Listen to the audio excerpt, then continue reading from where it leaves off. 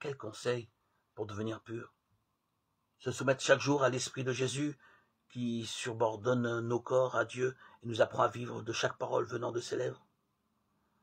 En écoutant Dieu, en méditant l'évangile de Jésus le Galiléen, nous nous opposons à la mentalité de l'usage et à la mentalité du détournement de Dieu.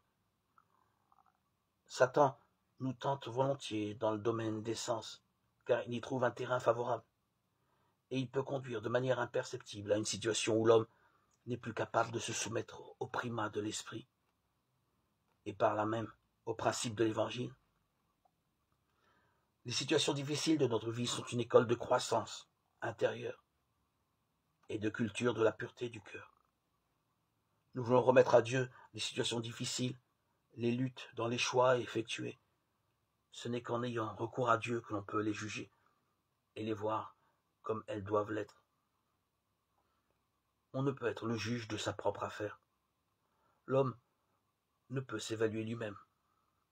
Il a besoin d'avoir recours à Dieu et à l'Évangile. En réfléchissant à notre vie et aux différentes situations liées à la pureté, la chasteté et l'impureté, à la lumière de Dieu et de ses principes, nous développons une pensée éthique.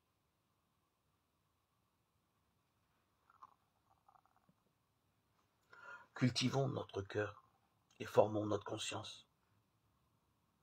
C'est grâce à la conscience que nous pouvons connaître le droit fondamental placé dans nos cœurs par Dieu. La conscience, ce n'est pas inventer des décisions, mais en elle, nous déchiffrons les principes de Dieu. La conscience, c'est Dieu lui-même, qui est amour, vérité, justice, bonté et paix. Si nous comprenons ainsi Dieu dans notre conscience, il deviendra la source de notre action et des décisions que nous prendrons ainsi que la source de notre pureté.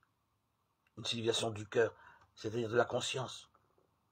L'avenir de la civilisation dépendra de la qualité des consciences des cœurs purs. L'avenir du monde dépend du dedans de l'homme. Il est nécessaire que notre pensée et notre action découlent de notre conviction intérieure et qu'elles soient jugées par la conscience. Un cœur pur différencie plus sûrement le bien du mal, la vérité du mensonge. Dans un cœur pur se reflète le visage de Christ.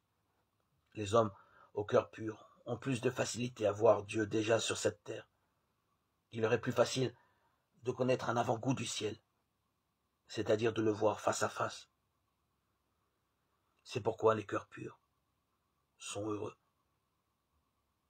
Heureux les cœurs purs, car ils verront Dieu.